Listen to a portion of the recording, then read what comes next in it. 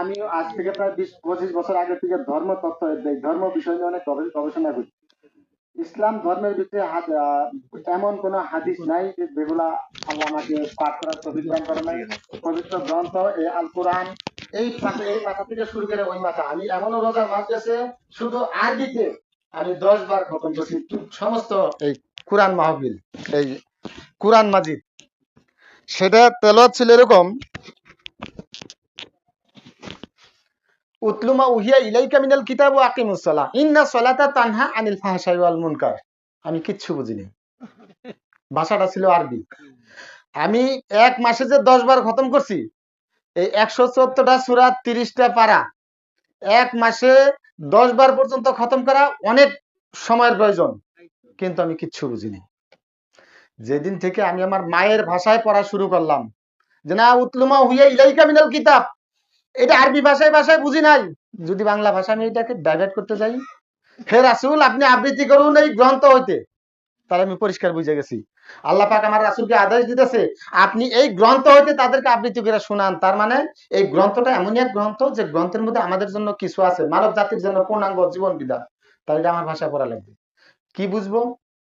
উতলুমা উহিয়া ইলাইকা মিনাল কিতাব ওয়া আকিমুস সালাত, তোমরা নামাজ কায়েম করো, নামাজ কায়েম করো। নামাজ বলে একটা শব্দ আছে, নামাজ, সেটাও বুঝে গেলাম। ইন্না সলাতা তানহা, নিশ্চয়ই এই নামাজই একমাত্র পারে আলাদা করতে, পার্থক্য করতে, দূর করতে, দুইয়ের মাঝে সেপারেট তৈরি করতে। তাহলে ইন্না সলাতা তানহা আরবি ভাষাটা আমি কিছু বুঝি নাই, বাংলা ভাষা আমি বুঝে গেছি। ওয়া মুনকার, এবং এই মুনকার নাকির নামে যে একটা শয়তান আছে, একটা কুপ্রবঞ্চনা আছে, যেটা থেকে আমাকে আলাদা করে। তার মানে আমার আরবি ভাষায় এই আমার 5 বছর 10 বছর 20 বছরের জীবনে যদি আমি 100 বার আরবি ভাষায় কোরআনটা খতম করে থাকি, আমি কিচ্ছু বুঝি নাই, যতদিন পর্যন্ত আমি আমার মায়ের ভাষা, আমার মাতৃভাষায় এই পবিত্র গ্রন্থটাকে আমি আবৃত্তি না করব। এটা আল্লাহ পাকের আদেশ। সে সে সে আল্লাহ পাকের একটা মানব জাতির জন্য পূর্ণাঙ্গ বিধান, আমাদের জন্য রাসূলুল্লাহ সাল্লাল্লাহু আলাইহি ওয়াসাল্লাম তার কাছে নাজিল হয়েছে, সেটা আরবি ভাষায়। সে আরবি ভাষায় বুঝি নাই। আমি প্রত্যেকের প্রতি অনুরোধ করব, যেহেতু আমাদের একটা ঠিকানা সাব্যস্ত আছে, আমাদের জয় গুরুজি আছে, অতএব উনি কোরআনের বাহিরে কোনো কথাই বলেন না, আমার রাসূলও কোনো কথা বলেন নাই, আমার গুরুজি সে রাসূল আমাদের মানব আল্লাহ পাকের যে প্রিয় বান্দা যিনি ছিলেন, তিনিও কোনো কথা বলেন নাই। এই মানে নিজে থেকে উনি যত যা কথাই বলেছেন সেই এই গ্রন্থে কোরআনে লিপিবদ্ধ আছে। আমার গুরুজিও যা যে কথাই বলেন এই সমস্ত কিছু এই কোরআনে লিপিবদ্ধ আছে। অনেক অনেক কিছু হয়তো আমরা বুঝি না। কিছুক্ষণ আগে সালাদ সম্পর্কে গুরুজি একটা ভাষা আমাদেরকে পরিষ্কার ভাবে সালাদ সম্পর্কে বুঝিয়ে দিলেন। না, ওই কথাটা উনি ওনার মুখের কোনো কথা না, ওনার বিবেকের কোনো কথা না, উনি সেই আরবি ভাষাটাকে ডাইভার্ট করে বাংলা ভাষায় আমাদেরকে বুঝাতে সক্ষম হয়েছে। সেটা কি সক্ষম হয়েছে? যে হে রাসূল আপনি যখন যুদ্ধের ময়দানে থাকেন তখনও আপনি সালাতে দণ্ডায়মান হন, যখন সালাতে দণ্ডায়মান হবেন তখন যেহেতু যুদ্ধক্ষেত্র, আপনারা বিভক্ত হবেন দুই গ্রুপে। এক গ্রুপ সশস্ত্র অবস্থায় পিছনে দাঁড়ানো থাকবে, আর এক গ্রুপ পর্যায়ক্রমে সালাত আদায় করবে। তাহলে আমরা পাঞ্জেগানা 5 ওয়াক্ত নামাজের যে সালাত আমরা সমাজে প্রচলিত, এই সালাতটা কিভাবে কোথায় থেকে আসলো গবেষণা করতে করতে কয়েকদিন আগে সম্ভবত আমাদের শরীয়তের একজন আলেম মাওলানা আব্বাসী, ওনার একটা বক্তব্য, আমার ব্যক্তিগত একটা ইউটিউব চ্যানেল আছে, সেখানেও আমি সংক্ষিপ্ত আকারে ওনার বক্তব্যটুকু আমি রাখছি। এই জন্য রাখছি যে আসলে আমাদের এই 5 ওয়াক্ত পাঞ্জেগানা সালাতটা আমাদের মাঝে কিভাবে আসলো। উনি সংক্ষিপ্ত আকারে বুঝাইয়া দিচ্ছেন যে আসলে চার মাযহাবের 4 জন ইমাম, তারা সকলেই মিলে একটা সিদ্ধান্ত উপনীত হয়েছে, সেই সিদ্ধান্তটা আমরা 5 ওয়াক্তের দিনে 5 বার এইভাবে করব। তার মানে মাযহাবের 4 ইমাম এসে সিদ্ধান্ত নিছে, পবিত্র পাক গ্রন্থ থেকে এই সিদ্ধান্ত আসে নাই।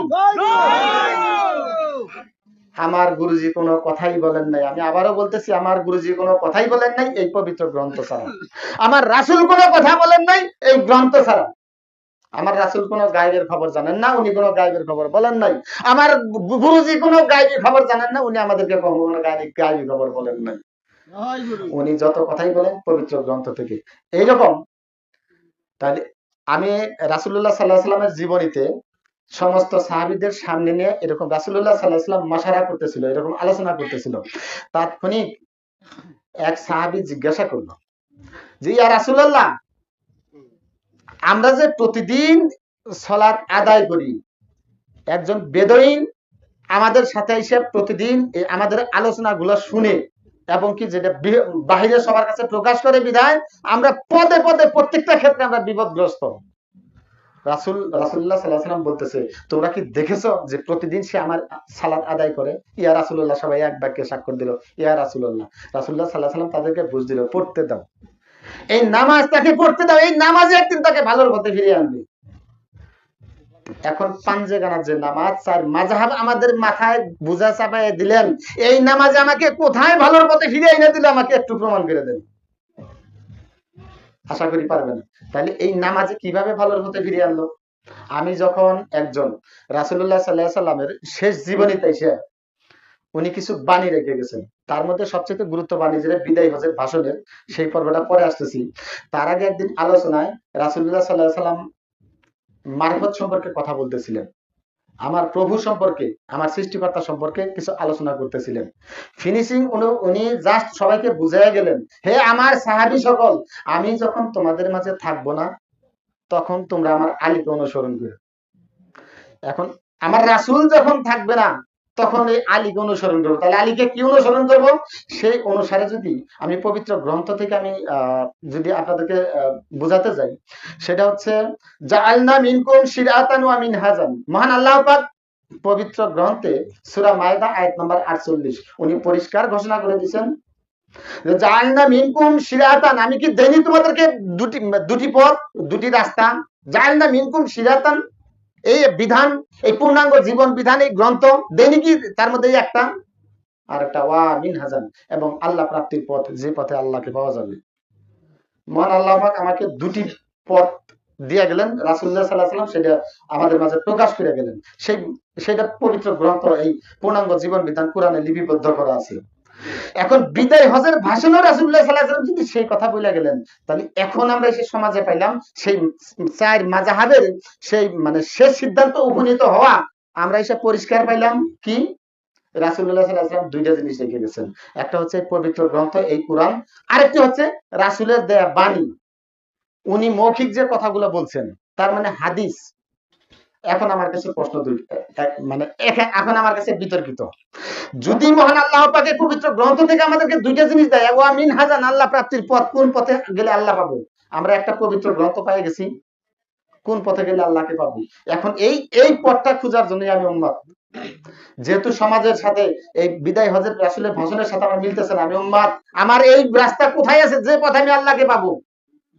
খুঁজতে খুঁজতে আজকে প্রায় 15 বছর 20 বছর সাধনা শেষে হঠাৎ করে আজ থেকে হয়তো 5-6 বছর, যতদিনই হোক, আমাদের শ্রদ্ধেয় ইকবাল ভাই একদিন আমাকে যে কোনো আমাকে বলল যে আল্লাহ একজন ব্যক্তি আছে আমার বাসায়, হারুন ভাই যদি একটু আমার বাসায় আসতে।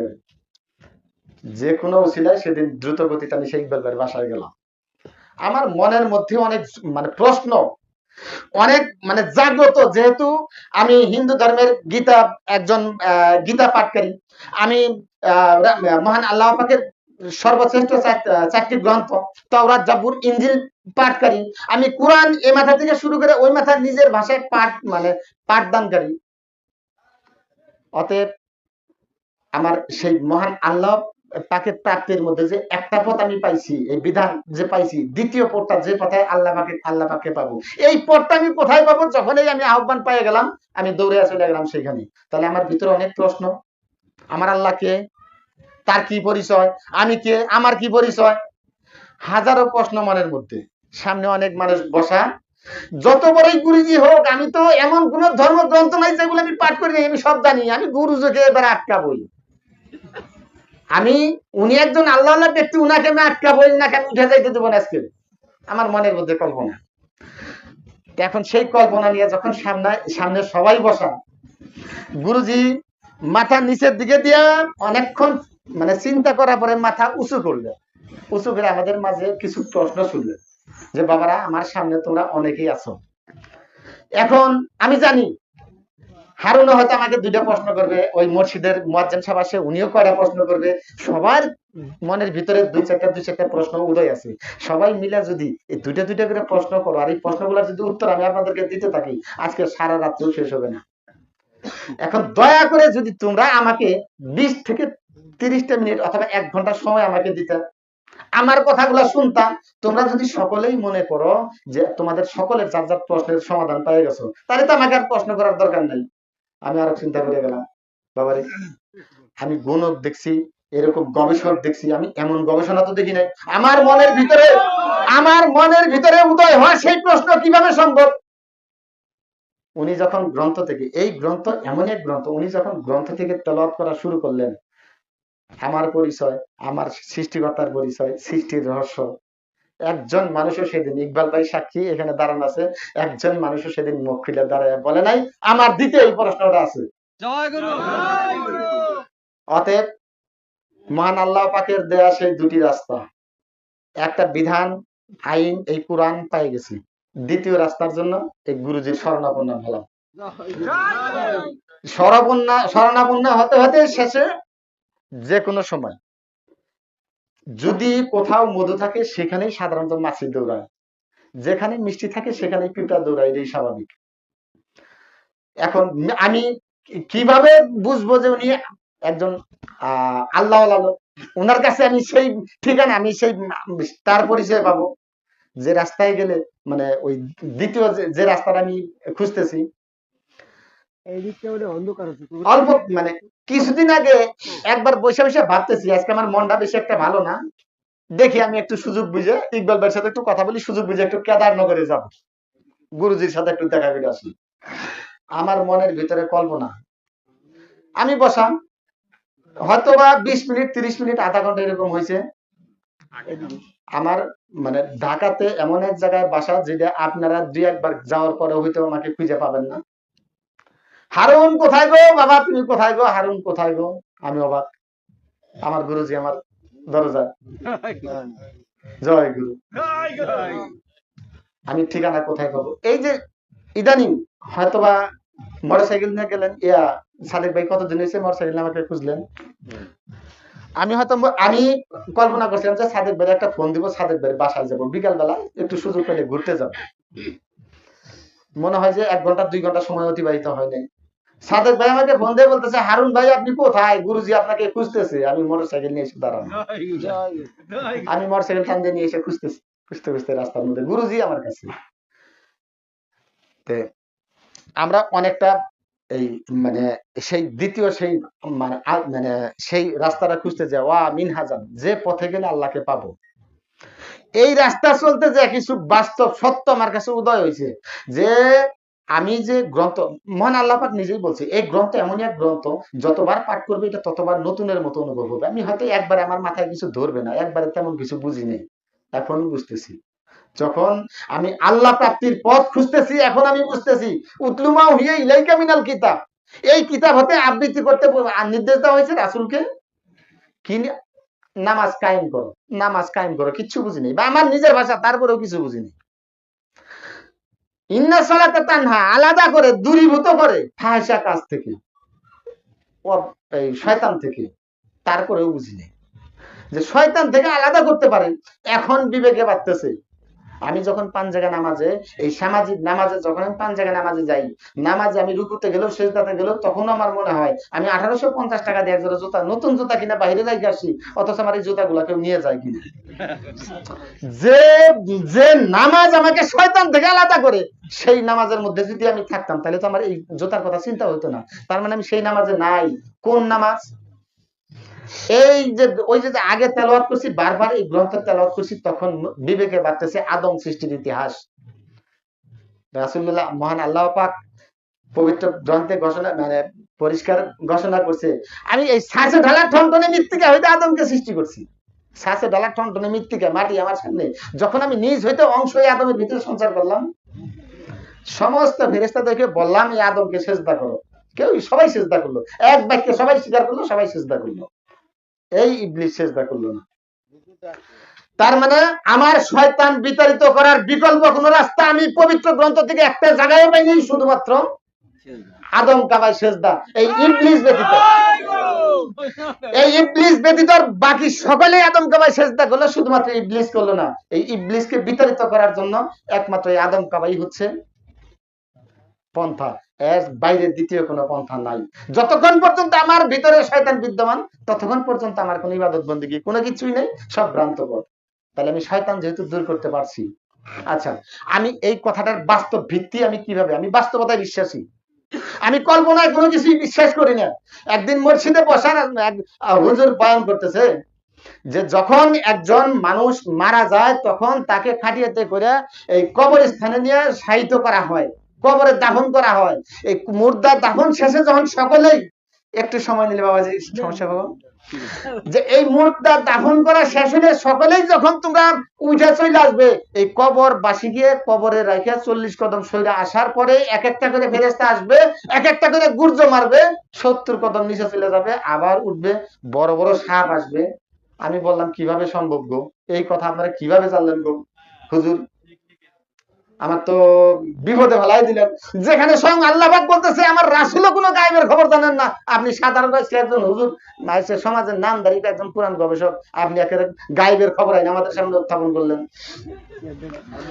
অতএব এটা বাস্তবতা না।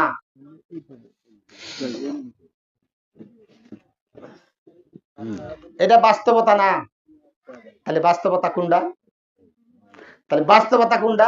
বাস্তবতা হচ্ছে এই কোরআন থেকে গবেষণা করে খুঁজতে খুঁজতে যখন পাইলাম বাস্তবতা হচ্ছে, আগে আমাকে শয়তান থেকে, শয়তান ভিতরে, আগে আমি তো আগে শয়তান নিয়ে, যখন আমি কিছু বুঝি নাই তখন আমি শয়তান নিয়ে ভাবছি। এখন তো আমার শয়তান নিয়ে ভাবার সময়ই নাই। শয়তান তো আমার ধারে কাছে নেই। আমি শয়তান নিয়ে অযথা 2 মিনিট সময় নষ্ট করবো কি জন্য? শয়তান নিয়ে আমার 2 মিনিট সময় ভাবার সুযোগ নাই। শয়তান নিয়ে কারা ভাববে? শয়তান নিয়ে তারা ভাববে যারা ওই বিদায় হজের ভাষণে রাসূলুল্লাহ সাল্লাল্লাহু আলাইহি ওয়াসাল্লাম দুইটা রাস্তা দিয়ে গেছে, একটা কোরআন মাফিক, সেটা জাআলনা মিনকুম ওয়া শিরাতান, এর মধ্যে যারা আবার রাসূলুল্লাহ সাল্লাল্লাহু আলাইহি ওয়াসাল্লাম মানে দুনিয়া থেকে উনি ওফাতের পরে স্যার ভাই লাইভটা শেয়ার করেন, 3 গ্রুপ চেঞ্জ হয়ে গেছে। সাহাবী, সাহাবীর পরের সাহাবী, তারপরের মানে প্রজন্ম, তারপরের প্রজন্ম এসে শুরু করছে যে একজন ভালো মানুষ ছিল, একজন ভালো ব্যক্তি ছিল, কি হিসাবে তাকে তাও মানে অনুসন্ধান শুরু করছে। এরকম আল্লাহ আল্লাহ একজন ভালো মানুষ ছিল, এইভাবে গবেষণা শুরু করছে উনি কিছু বলছে কিনা। এক জায়গায় এক জায়গায় একটা সন্ধান পাইছে যে অমত সেই পারস্য দেশে না কোন দেশে, সেইখানে একজন রাসূলুল্লাহ মানে সেই 3 পুরুষ সাহাবীর কাছ থেকে শুনছে রাসূলের মুখের কয়টা কথা। কি শুনছে? এই ঘোড়া নিয়ে সোয়ার করতে করতে যখন সেখানে যায় শুনলো রাসূলুল্লাহ সাল্লাল্লাহু আলাইহি সাল্লাম আজওয়া খেজুর পছন্দ করতেন। মহা মুসিবত দেখা যায়, রাসূল আজওয়া খেজুর পছন্দ করছেন, সেইটা আমার জীবনের জন্য কি প্রয়োজন? আমার জীবনের প্রয়োজন, আমার জীবনের জন্য প্রয়োজন ওয়া মিন হাজাম, আল্লাহ প্রাপ্তির পথ, যে পথে আল্লাহকে পাওয়া যাবে আমার প্রয়োজন সেই পথ। সেই পথ আমি কোথায় পাবো? মাশাআল্লাহ, আমরা সেই আল্লাহ প্রাপ্তি পথের সন্ধানে আমরা প্রত্যেকেই কম বেশি কোরআন গবেষক, কোরআন সম্পর্কে জানি। আমাদের গুরুজি সব সময় বলে আমরা প্রত্যেকেই কোরআন সম্পর্কে জানি, বুঝি, কিংবা বুঝার চেষ্টা করতেছি, বুঝতে পারবো, আরো সময় আছে, কিন্তু এই সময় আর খুঁজে পাবো না যে সময়টা হচ্ছে আল্লাহ প্রাপ্তির পথের সন্ধান। একটা মুহূর্ত জীবন থেকে ব্যয় করলাম ওই জীবনটাই। আমরা এখন আছি আল্লাহ প্রাপ্তি পথের সন্ধানে। আমাদের সকলকে আল্লাহ প্রাপ্তি পথের সন্ধান দেওয়ার তৌফিক দান করুক। জয় গুরু, জয় গুরু।